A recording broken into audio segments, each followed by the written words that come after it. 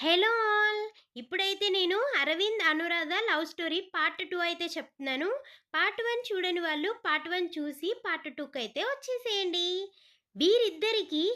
వీరిద్దరూ అంటే ఇష్టపడే కాలేజ్ ప్రిన్సిపల్‌కి పెళ్లి కార్డ్ పంచడానికి ట్రైన్‌లో బయలుదేరుతారు.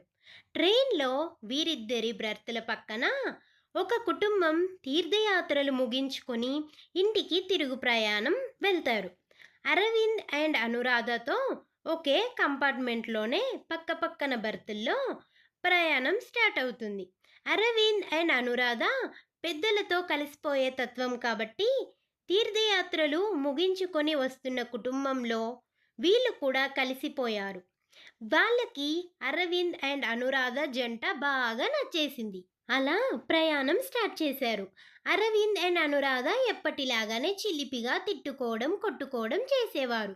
తీర్థయాత్రలు ముగించుకొని వస్తున్న ఫ్యామిలీలో పిల్లలు చెస్ బోర్డ్ తెచ్చుకున్నారు. అలా కొంత ప్రయాణం స్టార్ట్ అయ్యాక బోర్‌గా ఫీల్ అవుతారు.